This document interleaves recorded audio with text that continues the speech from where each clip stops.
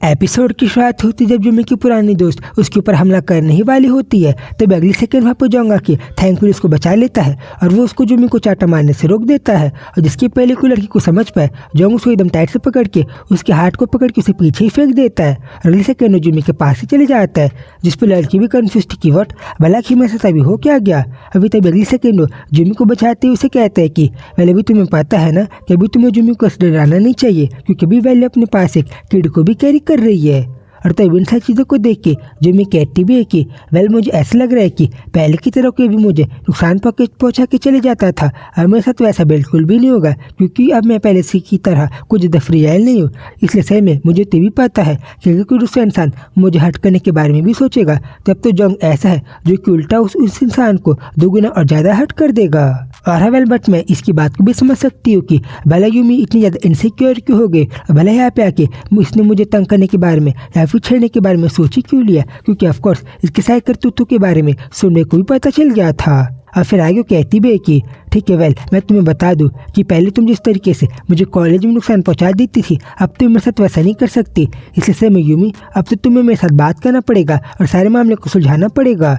और वेल मैं तुम्हें बता दूं कि मैं पहले की तरह वीक नहीं हूँ, इसलिए अभी क्योंकि वेल मैं अपने पास एक किड को भी कैरी कर रही हूँ, इसे तुम मेरे साथ आगे ऐसे मैस नहीं कर सकती। वो भी कन्फ्यूज थी कि वर्ड जुमी भला तुम कह क्या रही हो। वो कहती है कि वेल मैं तुम्हें बताना चाह रही हूँ कि क्योंकि मेरे डैड ऑलरेडी एक बहुत बड़े गैंगस्टर है, इसे तुम्हें पता है ना कि मैं मेरे डैड के साथ भी तुम ऐसा बहुत ज़्यादा डर्टी प्ले कर सकती हो, इसे तुम थोड़ा संभल के रहो। वो कन्फ्यूज थी कि वर्ड जुमी भला तुम क्या कह रही हो, मुझे कुछ भी समझ में नहीं आ रहा। वो कहती है कि अच्छा ऐसा है क्या और तुम्हें मेरी वार्निंग समझ में नहीं आ रही, तो फिर मैं तुम्हें बता दूं कि सॉरी बट आज मेरे पास टाइम भी नहीं है कि मैं तुम्हें मेरी सारी बातें बता पाऊँ। और फिर आगे अगली सेकेंड जोंग के हाथ को पकड़ के उसे कहती है कि ठीक है जोंग, तो फिर हमें यहाँ पे टाइम वेस्ट नहीं करना चाहिए ना, और हम एक दूसरे के साथ कुछ अच्छे टाइम स्पेंड कर पाए, इसलिए हमें आगे बढ़ना चाहिए ना। इसलिए अगली सेकेंड जोंग के साथ एकदम ज़्यादा अच्छे से यूमी को एक कि ठीक है यूमी तो तुम यहाँ पे कॉफ़ी पीने के लिए आई थी ना, तो फिर तुम चलो आराम से कॉफ़ी को पीना और तब तक ले मैं अपने जोंग के साथ यहाँ से आगे बढ़ जाती हूँ। वो तो उसे पूरा नॉन चैलेंज तरीके से इग्नोर करके वहाँ से आगे बढ़ जाती है। तभी तो यूमी भी हैरान थी कि वट भला जुमी ऐसे क्यों बिहेव कर रही है और अचानक से इतनी ज़्यादा स्वीटली यहाँ से आगे कहाँ जा रही है। वो तो उसे चिल्ला के कहती भी कि हे जुमी तुम इतनी ज़्यादा जल्दी से आगे नहीं बढ़ सकती और मुझे तुम्हारे साथ और बातें करना है और कन्फ्यूजन को क्लियर करना है। बट वो उसे वापस से पूरी तरह इग्नोर करके उसे आगे ही बढ़ जाती है और जोंग से कहती है कि जोंग तुम्हें समझ आ रहा है ना कि भला मैं कैसे बिहेव करना है। वो कहते हैं कि भला कैसे, क्या स्वीट तरीके से। वो कहती है कि हाँ जोंग अभी हमें जुमी को दिखाने के लिए बहुत प्यार से और स्वीट तरीके से बिहेव करना है। वो कहता है कि वो दहल क्या तुम मुझे बताओगी कि भला कैसे। वो कहती है कि अरे वैसे ही जैसे कुछ हैप्पी कपल बिहेव करते हैं वैसे ही, क्योंकि जुमी को पक्का से ये सब चीज़ें देख के कुछ ज़्यादा जेलस होएगी। वो भी कंफ्यूज था कि वह दहल भला भी हमें उसको दिखाने के लिए ऐसे क्यों बिहेव करना है। वो कहती है कि अरे बस इसलिए क्योंकि ये तो मुझे इसीलिए तंग करने के लिए आई थी ना, क्योंकि इसने मेरे सीनियर के साथ बहुत ज़्यादा अलग तरीके से बिहेव किया था, इसलिए ताकि हम लोग एक बेस्ट कपल की तरह उसके साथ रिवेंज ले पाए, बस इसीलिए और कुछ नहीं। और फिर अगली सेकेंड वो उसे समझाती भी कि ठीक है जोंग तो तुम्हें मेरी बातें समझ में आ गई ना। वो स्माइल करते हुए कहता है कि वो अच्छा ऐसा है क्या और अभी हमें एक बहुत ही स्वीट और हैप्पी कपल की तरह बिहेव करना है, तो क्यों ना जुमी तुम इस चीज़ को स्टार्ट करो। वो कहती कि वॉट मैं चीज़ को स्टार्ट करूँ, मुझे समझ में नहीं आया। वो कहता है कि क्या वॉट तुमने तो मुझसे कहा ना कि हमें बहुत हैप्पी कपल और स्वीट तरीके से बिहेव करना है, मैं तो इसलिए बस तुम्हारे साथ प्ले अलॉन्ग कर रहा हूँ और कुछ नहीं। और फिर तब अगली सेकेंड वह तब ब्लश भी करने लग जाती है कि सीरियसली जोंग मेरा वैसा कुछ मतलब नहीं था और तुम गलत मत समझो। वो कहता है कि अरे मैं फेक नहीं कह रहा हूँ, मैं रियल वाला ही कह रहा हूँ, तो इसलिए तुम सही में वैसे बिहेव कर सकती हो। तभी उसकी सारी बातों को सुन के तो जुमी कहती भी है कि सही में क्या अभी मेरा दिमाग खराब हो गया और मैं सही में कभी बहुत ज़्यादा जोंग की बातों को सुन के कुछ ज़्यादा ही ब्लश कर रही हूँ और मैं कैसे में कुछ किसी तरीके से एक्ट कर रही हूँ। और अगले सेकेंड कहती भी है कि हाँ जोंग वेल मैं ऐसे बिहेव कर तो सकती हूँ, बट तुम्हें पता है ना कि मैं इन सब चीज़ों में कुछ ज़्यादा अच्छी नहीं हूँ। और फिर इसके पहले कि जोंग को समझ पे आए, अगले सेकंड जुमी तो उसके फेस को अपने स्वीट हार्ट से पकड़ के अगले सेकंड बहुत अच्छे से जोंग को यूमी के सामने ही किस कर देती है, जो चीज़ तो मैं क्लियरली दिखाई दे रहा था कि जुमी के बिहेवियर को देख के तो जोंग भी कंफ्यूज था कि भला फिर जुमी को हो क्या गया है। और फिर तभी अगली सेकंड उसे कहती भी है कि ठीक है जोंग अब तुम खुश हो ना, और तुमने जैसा कहा था मैंने वैसा बिल्कुल कर दिया। वो कहता है कि नो वे जुमी, और उससे अपने से और ज़्यादा पास ला के आगे कहता है कि वह तुम्हें पता है ना कि भले इतनी छोटी मोटी चीज़ों से तो मैं कभी भी हैप्पी नहीं हो पाता, और मेरा पूरा पेट तो इन छोटी मोटी चीज़ों से बिल्कुल भी नहीं भरता। और लोग तो ऐसे बहुत ज़्यादा स्वीटफुली बिहेव करने लग जाते हैं, जिसपे तो जूमी भी पहले से भी अब ज़्यादा ब्रश करने लगी थी। और फिर वो तो अपने मन में कंफ्यूज होते हुए कहती भी है कि किड, जो भी तुम्हारे स्टमक में हो, क्या तुम मुझे बता सकते हो कि भला तुम्हारे मम्मी और डैडी पहले भी ऐसे क्यों बिहेव कर रहे हैं? और कैसे में मुझे इस लड़के के लिए कुछ ज़्यादा फीलिंग्स आ गई है, क्योंकि वह मैं कुछ स्मार्ट नहीं हूँ, इसलिए मैं तुम्हें ही पूछ रही हूँ कि वह हम लोग ऐसे थोड़ा सा अलग तरीके से बिहेव क्यों कर रहे हैं, जैसे कि हम लोग पहले कभी भी नहीं करते थे। और कैसे में मेरा जो बॉन्ड है तुम्हारे डैड के साथ कुछ ज़्यादा अच्छा हो गया है। अगले सेकंड में बहुत अच्छे से जोंग के साथ कुछ ज़्यादा क्लोज हो जाती है। और ऑफ कोर्स ऐसे तो जरूर से, और हम लोग तो ये लोग के स्वीट बॉन्डिंग को देख के समझ सकते हैं कि ये लोग अभी प्रॉपर एक बहुत ज़्यादा एक दूसरे के लिए फील करने लग गए हैं। और फिर तब इसी मोमेंट के साथ ये सीन यहीं पे ख़त्म होता है और हम लोग नेक्स्ट डे का सीन देखते हैं, जहाँ पे जोंग तो अपने वूसेंग कंपनी के हेडक्वार्टर में जा रहा था, जहाँ पे उसे नहीं पता क्यों बट चेयरमैन ने ही अपने पास बुलाया था। और तभी उनसे कहता भी कि ठीक है चेयरमैन सर, तो क्या आपने मुझे यहाँ पे बुलाया? वो कहते हैं कि हाँ जोंग, मैंने तुम्हें यहाँ पे बुलाया, और ठीक है तुम मेरे सामने की सीट में बैठ सकते हो।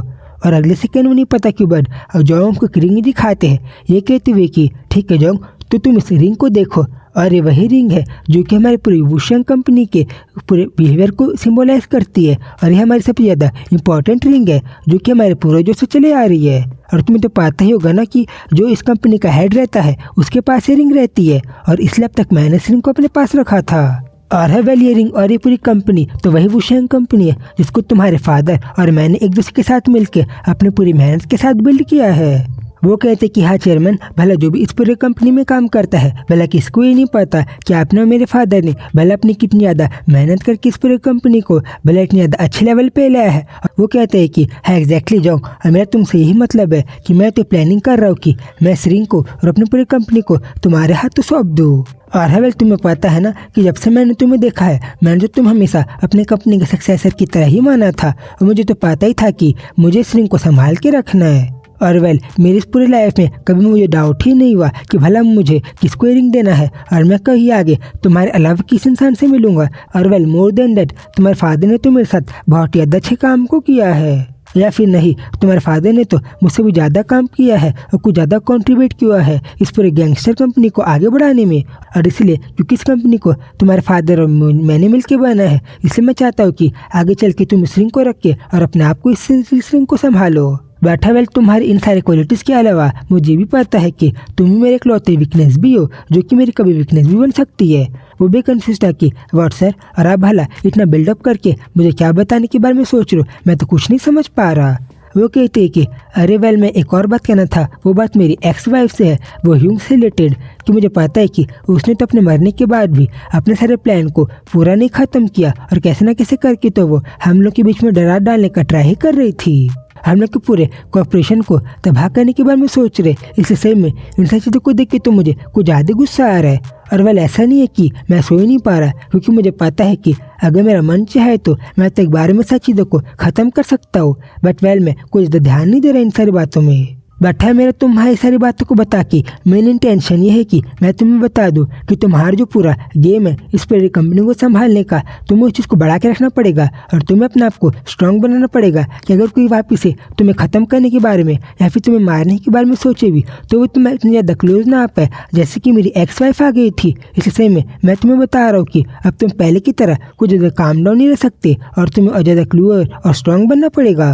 इसलिए सही में जाऊँ, अगर तुम्हें मेरी बात समझ में आ गई हो कि तुम्हें इस कंपनी को चलाने के लिए, किसी को भी मारने के लिए और ख़त्म करने के लिए हमेशा रेडी रहना पड़ेगा, तो क्या तुम ये बात को समझ गए?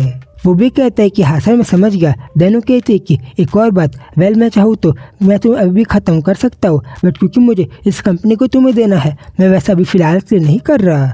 इसलिए सही में जोंग, तुम बस मेरे हाथों से अभी फ़िलहाल के लिए इस रिंग को ले लो, मेरा डिसीजन समझ के कि मैं इस कंपनी को आगे चल के तुम्हें ही सौंपने वाला हूँ, तुम इस रिंग को रख लो। और हाँ वेल मैंने तुम्हें तुम्हारे पुराने कामों के लिए सबसे कम्प्लीटली तो माफ़ नहीं किया है, बट अभी फ़िलहाल के लिए तुम मेरे सामने ज़्यादा मत रहो, ताकि जल्दी मेरा गुस्सा ख़त्म हो जाए, हम लोग पहले की तरह अच्छे से रह पाए।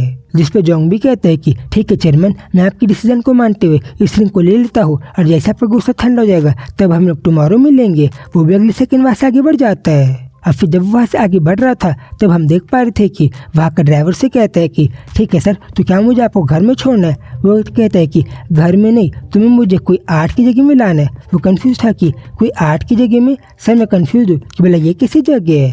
वो बताता है कि अरे कुछ नहीं, तुम बस मुझे लेके चलो ना। वो कहते हैं, वो भी कंफ्यूज हो जाता है कि सही में सर मैं तो खुद कंफ्यूज हूँ, क्योंकि मैंने कभी आपको ऐसी कैजुअल शॉपिंग में जाते हुए तो कभी भी नहीं देखा था। कि वो कहते हैं कि हाँ वेल, मैं पहली बार शॉपिंग कर रहा हूँ, बट यू मीन था कि तुम मेरा ध्यान मत दो और तुम बस मेरे ऑर्डर को फॉलो करो। अब फिर तभी अगले सेकंड हम लोग देखते हैं कि वो लोग तो और कोई नहीं बल्कि एक बहुत ज़्यादा बड़ी ज्वेलरी के शॉप में आ गए थे। जो शॉप को देख के तो वो वर्कर भी हैरान था कि वॉट, भला हम लोग यहाँ पे ऐसी जगह क्यों आ गए? और सही में सर, मैंने आपको कभी भी इस तरीके की जगह में आता हुआ पिछले 10 सालों में ही नहीं देखा, तो भला आपका यहाँ पे आ जाने का इंटेंशन क्या है? क्योंकि मैंने तो आपको जितना देखा है आप तो अपनी लाइफ को कुछ ज़्यादा नॉर्मल और बहुत कैजुअल तरीके से बिताते हो, बट आप ये देखो आज अब सेम यहाँ पे खर्चा करने के लिए आए हो। वो कहते हैं कि तुम बात मत करो और तुम चुपचाप मेरे साथ आगे बढ़ो, क्योंकि मुझे यहाँ से एक ज्वेलरी की बहुत अच्छी रिंग को लेना है। और फिर वो तो कुछ ज़्यादा खुश होते हुए रोते हुए भी कहता है कि सही में सर, मुझे तो पता ही नहीं था कि लव एक ऐसी फीलिंग है जो कि आपके जैसे इतने ज़्यादा स्ट्रॉन्ग और पावरफुल इंसान को भला ऐसी चीज़ें लेने के लिए मजबूर कर रहा है, वो भी इतनी ज़्यादा स्वीट और क्यूट सी चीज़ों को। अभी तब इसी सीन के साथ ही चैप्टर पे खत्म होता है। तो अगर सब आगे भला जो कि इस तरीके की रिंग को जुमी को देने वाला है, इसी सीन को हम नेक्स्ट वीडियो में देखेंगे। तो भी ठीक है, जल्द ही मिलूंगा मैं आप लोगों से इससे आगे की स्टोरी के साथ। तब तक के लिए बाय बाय।